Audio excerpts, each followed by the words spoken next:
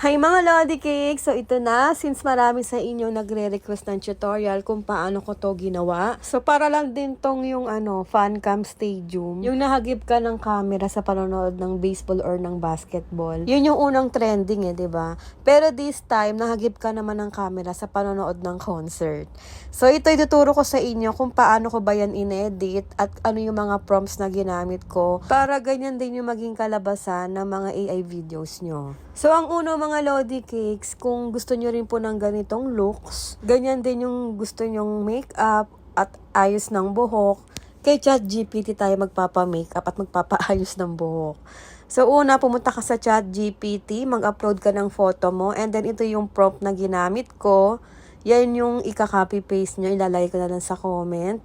At ito yung kalalabasan ng photo mo. Ayan, o diba, instant nakapagpaayos ka na ng buhok at makeup. At ang ganda pa ng outfit mo. Tapos, pag meron ka ng ganitong photo, i-upload mo siya ulit kay ChatGPT. At ito naman yung prompt na gagamitin mo. Pero kung meron ka naman ng sariling photo mo, pwede mo naman yun na lang yung i-upload mo. Tapos, gamitin mo yung prompt ko. Para yung kalalabasan nun, nandun ka sa concert. Tapos, ilalagay ko yung prompt na to sa comment section. At i-edit ko pa to para pwede to sa lalaki at babae. Pangkalahatan na, ika-copy-paste nyo na lang. Tapos, ito na po yung result. Ayan o, diba, nasa concert na ako. Isi-save na natin yan. So, pag na-save nyo na yan, pwede nyo pong i-long press yan na. Tapos, makikita nyo, save in photos.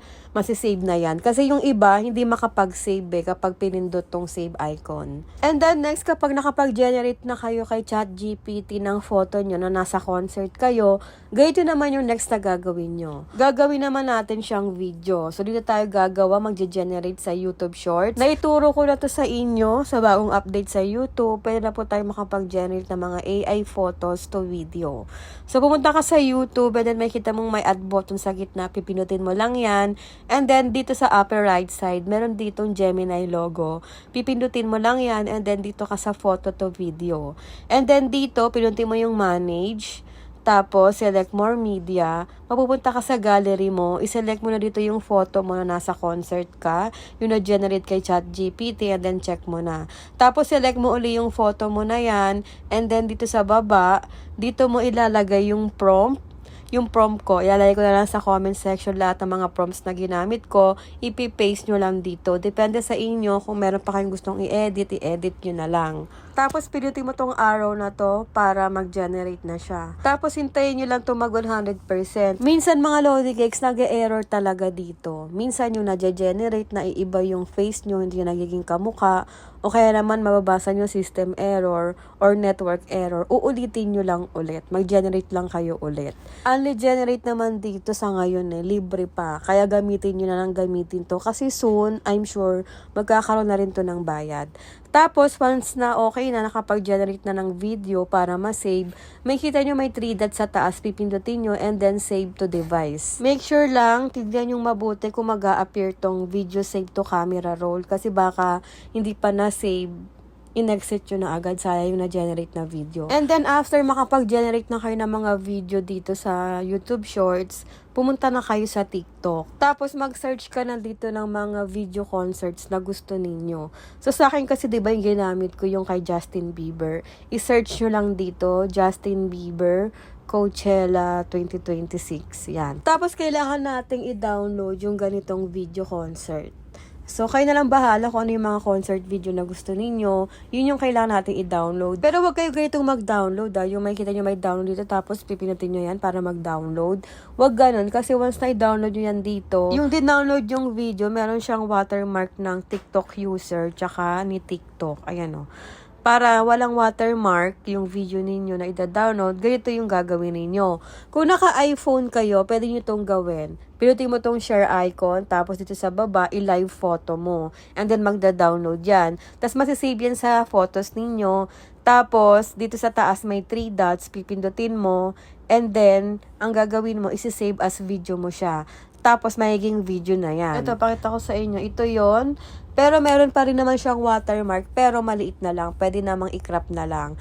Tapos, walang sounds yan ng mga Lodi Cakes. And then, sa mga Android user dyan, pwede yung ganito kayo mag-download sa TikTok. Para yung da-download niyo walang watermark ni TikTok, ang gagawin nyo, i-copy link nyo muna tong video. Tapos, pag na-copy link nyo na, pumunta kayo sa Google Chrome. And then, i-search nyo to. Ilagay nyo dito, Snaptik. Yan, search nyo yung Snaptik. Ito yung piliin nyo sa unahan. Tapos, dito, pinutin mo na tong paste para paste na dyan yung link na kinapin natin sa TikTok and then download. Pag lumabas to, pinutin nyo uli yung download video and then automatic yan, masasave na yan, pwede sa gallery ninyo or sa files ninyo, hanapin nyo na lang. Tapos pag meron na kayong video concert, balik tayo sa TikTok, dito tayo mag-edit. And then, search nyo uli dito yung sound or yung video concert na napili nyo. So, ito yung sa akin. Pipinutin nyo lang to sa baba, i-use sound natin siya. Tapos, pagka use sound, dito sa baba, meron ditong album icon, pinutin ninyo. And then, unahin yung iselect yung video concert. So, sa akin, ito yung kay Justin Bieber concert. Tapos, pag sama-sama nyo na dito, yung mga videos nyo na na-generate sa YouTube Shorts, yung mga AI videos ninyo, pag sama-sama nyo na lahat. Kung ilan yung mga na-generate nyo, iselect nyo yung lahat, and then, next sa baba. Tapos, i-edit pa natin yung mga videos dito, kasi meron tayo ditong mga iti-trim or ika-cut. Dito, meron ditong tool sa gilid, yung pangalawa, ito yung pipindutin ninyo. Kasi meron pa tayong i-edit dito eh. Tapos kung ayaw nyo naman na may watermark, kasi yung mga mag-generate natin may watermark, diba? Pwede naman i-crop yan. Pinutin mo muna yung photo. Tapos pag na-highlight na, sa baba hanapin mo yung crop. And then dito sa baba, medyo itaas mo para makrap at hindi na makita yung watermark. Ganyan. Tapos ikaw na bahala dito mag-cut or mag-trim na mga parts sa video na hindi dapat kasali katulad nito. Ayan, diba? Kita yung babae na yon. Pinutin natin and then split and then delete. Ganun lang gagawin.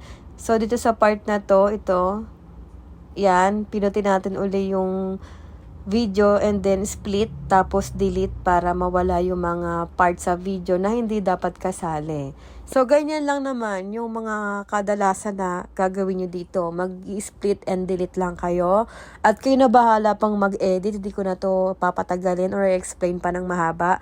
Kaya yun na yan, malaki na kayo. Kaya nyo nang mag-edit dyan. Basta kapag tapos na kayo mag-edit, pinutin nyo tong arrow sa taas. Tapos, i-next mo lang. Kung ayaw mo namang i-post sa TikTok, i-only me mo lang. Tapos, make sure lang dito sa more options, pipindutin mo yan. Tapos, dapat dito sa save to device, naka-turn on. Para masisave siya sa gallery ninyo and then i-post mo na. Tapos, pagka-post mo, automatic yan, masisave na po sa phone nyo or sa gallery ninyo yung video na ginawa nyo. So, ganyan lang mga Lodi Cakes. Gawa na rin kayo. At pag nakagawa kayo, huwag nyo kalimutang i-mention ako or itag para mapanood ko naman yung mga nagawa ninyo. At ito na po yung results na nagawa kong video sa mga di pa nakapanood.